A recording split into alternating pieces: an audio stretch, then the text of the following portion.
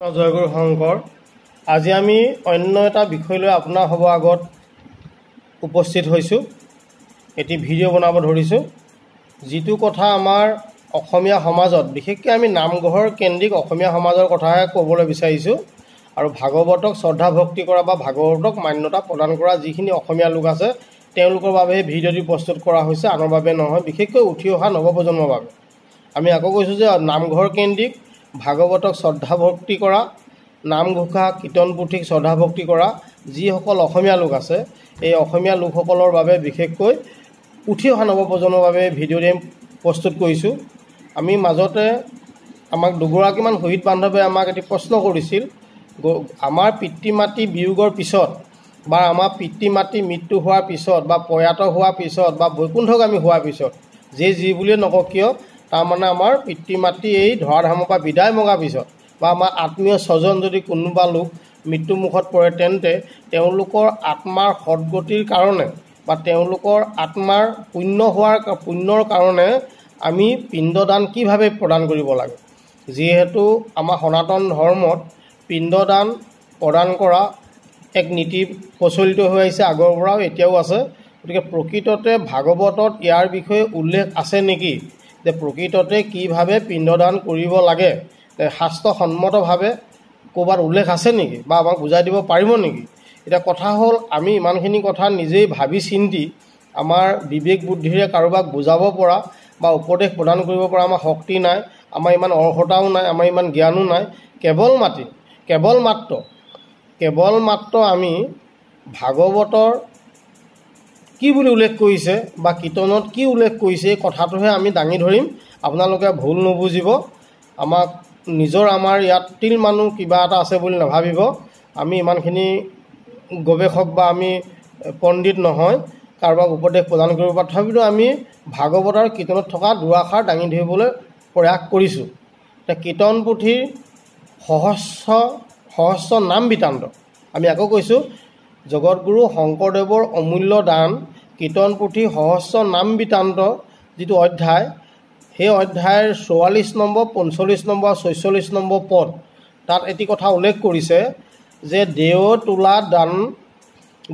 তোলা পুৰুষ দানক অষ্টমেধ যজয় অনেক, বাৰাণসী প্ৰয়াগত স্থান গয়াত পিতৃত পিণ্ডদান, কৰে কায় ক্লেশ ঘোৰ বত, বেদ পাঠ নচাৰে সতত, তপজপ ধৰ্ম ভূতদায়া, আনুজত ধৰ্ম আচৰীয়া, যোগ ধ্যান ব্ৰহ্মতত্ত্ব জানি, নপায় গতিক একো প্ৰাণী।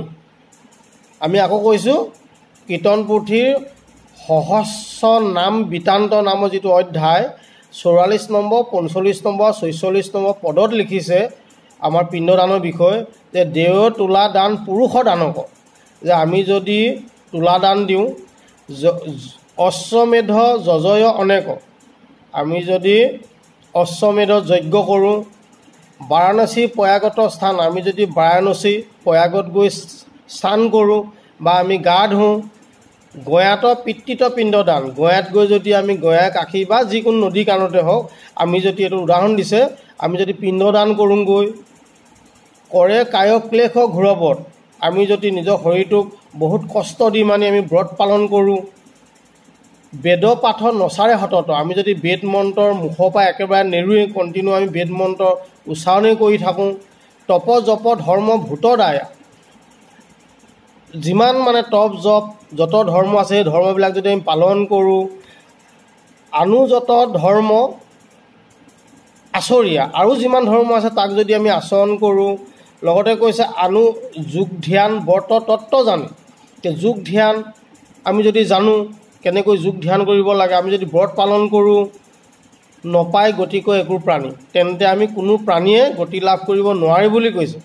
তেনেধৰণে পিণ্ডদান দিলে কাশী, গয়া, প্ৰয়াগ, বাৰাণসীত বা অন্যান্য নদীৰ কিনাৰতে হওক, সাগৰৰ কিনাৰতে হওক, আমি যদি ঘিউ মৌ ব্যৱহাৰ কৰি, তিল চাউল ব্যৱহাৰ কৰি আমাৰ যিটো পৰম্পৰা চলি থাকে, সেইভাৱে যদি আমি গৈ পিণ্ডদান কৰোঁ, তেন্তে হ'লে কি কৈছে, নপায় গতিকৈ একো প্ৰাণী, কোনো প্ৰাণীয়ে গতি লাভ কৰিব নোৱাৰে বুলি কৈছে কীৰ্তন পুথি সহস্ৰ নাম বৃত্তান্তত। এয়া আমাৰ কথা নহয়, আপোনালোকে নিজে নিৰীক্ষণ কৰিব, নিশ্চয় আমাতকৈ ভালকৈ বুজিব পাৰিব। এতিয়া কথা হ'ল, তেন্তে আমি কেনেকৈ পিণ্ডদান দিব লাগিব? নে পিণ্ডদান দিব নালাগিবই নেকি? নহয়, আমি প্ৰত্যেকেই আমাৰ পিতৃ মাতৃ বিয়োগত বা মৃত্যু হ'লে বা আমাৰ শহীদ বান্ধৱ বা আমাৰ আত্মীয় স্বজনৰ মৃত্যু হ'লে পিণ্ডদান দিয়াটো একদম খাটাং আমি দিবই লাগিব। এইটো ভাগৱতত উল্লেখ আছে, নিদিলে নহ'ব। কিন্তু প্ৰক্ৰিয়াটো কেনেকুৱা হ'ব লাগিব পিণ্ডদান দিয়া, এই কথাটো ভাগৱত শাস্ত্ৰৰ 4ৰ্থ স্কন্ধ, আকৌ কৈছোঁ ভাগৱত শাস্ত্ৰৰ 4ৰ্থ স্কন্ধ পিঠুৰ প্ৰজা শাসন নামৰ এটি অধ্যায় আছে। অধ্যায় মানে পদ নম্বৰ 1611, তাত চাব আপোনালোকে। ভাগৱত ভাগী আমি কৈ দিছোঁ কোন ভাগী ভাগৱতৰ পৰা কৰি আছোঁ। ডক্টৰ কেশৱানন্দ দেৱ গোস্বামী সম্পাদিত ভাগৱতৰ পৰা আমি কৈ আছোঁ। ডক্টৰ কেশৱানন্দ দেৱ গোস্বামী সম্পাদিত ভাগৱতৰ 4ৰ্থ স্কন্ধ পিঠুৰ প্ৰজা শাসন নামৰ যিটো অধ্যায় আছে, তাত আছে 1611 নম্বৰ চাব। অলপ তাত বিস্তৃতভাৱে বহলাই দিয়া আছে, আমি মাত্ৰ থুলমূলকৈ আগবঢ়াইছোঁ আপোনালোকৰ আগত। তাত কৈছে কিদৰে আমি পিণ্ডদান দিব লাগে। অৰ্থাৎ পিঠু ৰজাই তেওঁৰ প্ৰজাসকলক একত্ৰিত কৰি উপদেশ প্ৰদান কৰিছে যে হে প্ৰজাসকল, তোমালোক মোৰ পুত্ৰৰ দৰে আৰু মই তোমালোকৰ পিতৃৰ দৰে। তোমালোক মোৰ পুত্ৰৰ দৰে আৰু মই তোমালোক মোৰ পুত্ৰৰ দৰে আৰু মই তোমালোকৰ পিতৃৰ দৰে। কাৰণ ৰজা হ'লে প্ৰজাসকলৰ পিতৃৰ দৰে হয়, আৰু ৰজাৰ বাবে পুত্ৰসকলো সদায় প্ৰজাসকলো সদায় পুত্ৰৰ দৰে হ'ব লাগে বা পুত্ৰৰ দৰে হয়। প্ৰকৃত যি মানুহ বা ৰজা, তেওঁলোকৰ চিন্তাধাৰা আচলতে তেনেধৰণৰ। এইটো বৰ সৎ চিন্তা, কাৰণ প্ৰজাসকলক পুত্ৰ বুলি ভাবিছে তেওঁ পিঠু ৰজাই, আৰু নিজকে তেওঁ পিতৃ বুলি ভাবিছে। গতিকে প্ৰজাসকলৰ সৎ চিন্তা কৰাটোৱেই ৰজাৰ বা দেউতাকৰ এক প্ৰধান কৰ্তব্য আৰু পালনীয়। তেওঁলোক কৰ্তব্য আৰু কৰণীয়, বিশেষকৈ দেই, এইটো তেওঁলোকৰ কৰণীয় আৰু মহান কৰ্তব্য বুলি পিঠু ৰজাই উপলব্ধি কৰিব পাৰিছিলে বা বহু ৰজা মহাৰজাই সেই সময়ত উপলব্ধি কৰিছিলে। ঠিক তেনেকৈ প্ৰজাসকলেও সেই তেনেধৰণৰ ৰজাসকলক পিতৃ বুলি ভাবি তেওঁলোকৰ আজ্ঞাটো আমি পালন কৰি আগবাঢ়ি যাব লাগে সকলোৱে, বা আগতেও গৈছিলে। এতিয়া পিঠু ৰজাই প্ৰজাসকলক উদ্দেশ্যি কৰি কৈছে, সেই প্ৰজাসকল, তোমালোক যিহেতু মোৰ পুত্ৰৰ দৰে, গতিকে মোৰ মৃত্যুৰ পিছত তোমালোকে মোক পৰকালৰ উপকাৰ কৰিব লাগিব। মই যাতে গতি পাওঁ, ঈশ্বৰৰ লগত লীন যাব পাৰোঁ, তাৰ বাবে তোমালোকে মোক পিণ্ডদান দিব লাগিব। তেতিয়াহে মই গতি লাভ কৰিব পাৰিম। কাৰণ কৈছে, কৰিও আমাৰ পৰলোকৰ উপকাৰ। ভাগৱতৰ 4ৰ্থ স্কন্ধ পিঠু ৰজা শাসন 1611 নম্বৰত লিখিছে যে কৰিও আমাৰ পৰলোকৰ উপকাৰ। পিঠু ৰজাই প্ৰজাসকলক কৈছে, প্ৰজা ভৰিলে হুৱে পুত্ৰ সমান ৰাজাৰ।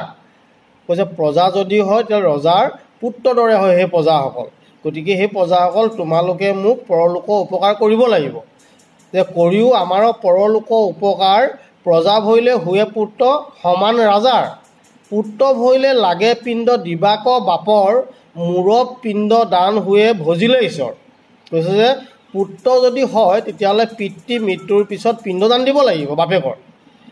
কিন্তু এতিয়া মোৰ পিণ্ডদান কেনেকৈ দিব লাগিব শুনা, যে মোৰ পিণ্ডদান হৈ ভজিলে ঈশ্বৰ।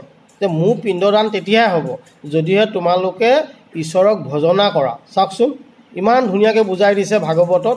এতিয়া কথা হ'ল 7 ৰাতি 7 দিন 8 দিন 9 দিন ভাগৱত বাক্য অনুষ্ঠান পাতি এনেধৰণৰ কথাবিলাক যদি আমি লক্ষ্য নকৰোঁ কেনেকৈ হ'ব? আমি আকৌ কৈছোঁ নামঘৰ কেন্দ্ৰিক, ভাগৱত কেন্দ্ৰিক, কীৰ্তন কেন্দ্ৰিক, মানে নামঘৰ, ভাগৱত, কীৰ্তন, দশম, ৰত্নাৱলী ঘোষাক বিশ্বাস কৰা বা মান্যতা প্ৰদান কৰা বা দৈনন্দিন জীৱনত ব্যৱহাৰ কৰা লোকৰ বাবেহে আমি এই ভিডিঅ'টি প্ৰস্তুত কৰিছোঁ। বাহিৰাসকলে ইয়াত যাতে বেয়া নাপায় তাৰ বাবে আমি ক্ষমা বিচাৰিছোঁ। এতিয়া পিঠু ৰজাই সেইটো ক'লে। কেৱল পিঠু ৰজাই নহয়, একেটা কথাকে আকৌ জগতগুৰু শ্ৰীমন্ত শংকৰদেৱে আমাক তেওঁৰ মহান গ্ৰন্থসমূহে মাধ্যমেৰে বুজাব বিচাৰিছে যে যাৰ পুত্ৰ শৈৱে ঐত হৰিত শৰণ লয়া, হৰি গুণ গাৱে শুদ্ধভাৱে। যাৰ পুত্ৰসকলে হৰিত শৰণ লৈ হৰিনাম শুদ্ধভাৱে গায়, দধি দুগ্ধ ঘৃত মধু নদীৰ জলক পিয়া, পিতিগণে ত্ৰিপিটিক পায়।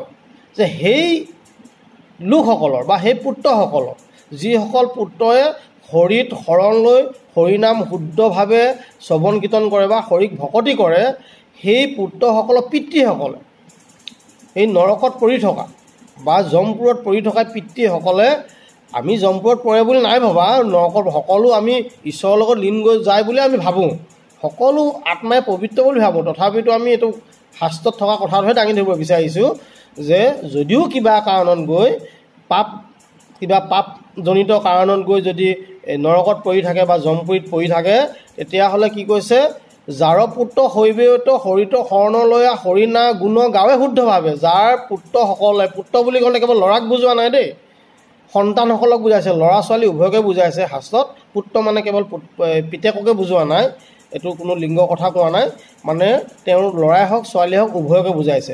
দ্বিতীয় কৈছে, যদি আমি আমাৰ দেউতা মা মৃত্যুৰ পিছত আমি ঈশ্বৰৰ গুণানুকীৰ্তন কৰোঁ, ঈশ্বৰৰ শৰণ লৈ শুদ্ধভাৱে যদি ঈশ্বৰৰ গুণানুকীৰ্তন কৰোঁ, তেন্তে দধি দুগ্ধ ঘৃত মধু নদীৰ জলকপিয়া পিতিগণে ত্ৰিপিতিক পাৰ।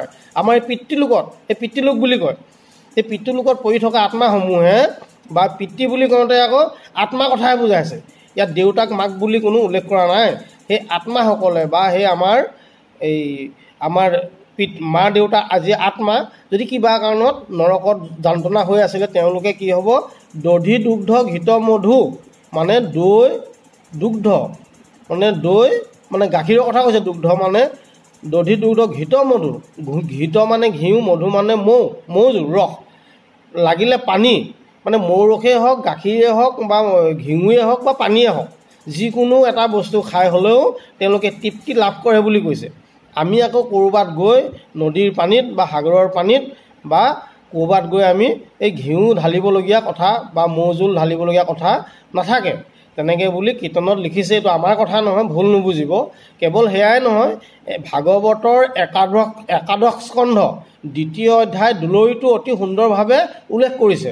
আমি আকৌ কৈছোঁ, ভাগৱত শাস্ত্ৰৰ একাদশ স্কন্ধ 2য় অধ্যায় দুলৰি 65 নম্বৰৰ পৰা আপোনালোকে 66 নম্বৰলৈকে চাব। 65 নম্বৰ পৰা 64 নম্বৰলৈকে তাত বিস্তৃতভাৱে বহলাই দিছে, যদিও আমি কেৱল 4 শাৰী মানে দাঙি ধৰিম। তাত লিখিছে, শুনা নৰলোক মুকুতি মিলোক কৃষ্ণত ভকতি কৰা। হে নৰলোক, হে মানুহ, তোমালোকে যদি মুক্তি বাঞ্ছা কৰা, তোমালোকৰ মুকুতি যদি বিচাৰিছা, তেতিয়াহ'লে কৃষ্ণত ভকতি কৰা। যমপুৰে পুনু আপুনি নিস্তাৰা, পুৰুষ হবে উধাৰা। কি কৈছে যে যমপুৰে পুনু আপুনি নিস্তাৰা, পুৰুষ হবে উধাৰা। যমপুৰত গৈ তোমালোকেও নিস্তাৰিব পাৰিবা আৰু পুৰুষ হবে উধাৰা। তাত যদি আমাৰ কিবা কাৰণত আমাৰ পিতৃ মাতৃ আত্মাসমূহ বা নৰক যন্ত্ৰণা হৈ আছে বা যমপুৰত পৰি আছে, তেতিয়াহ'লে যমপুৰৰ পৰা নিজেও নিস্তাৰিব পাৰিম আমি আমাৰ মৃত্যুৰ পিছত। লগতে আমাৰ যিসকল পুৰুষ উদ্ধাৰা, সকলো পুৰুষক আমি উদ্ধাৰ কৰিব পাৰিম, মানে সেই আত্মাসমূহ উদ্ধাৰ কৰিব পাৰিম আমাৰ ভকতিৰ বলত। আকৌ কৈছে, পিতৃ মাতৃ কুলে যতক পুৰুষ নৰকত আছে পৰি। পিতৃকুল আৰু মাতৃকুল আপুনি চাব, 2 কুলৰ কথা কৈছে, কেৱল আমাৰ পিতৃকুলৰ কথা কোৱা নাই। পিতৃ মানে আমাৰ দেউতাৰ বংশবিয়ালৰ কথাই কোৱা নাই, আমাৰ নিজৰ জন্মদাতী মাতৃ বংশবিয়ালকো আমি তৰাব পাৰিম। কেনেকৈ পাৰিম? পিতৃ মাতৃ কুলে যতেক পুৰুষ নৰকত আছে পৰি।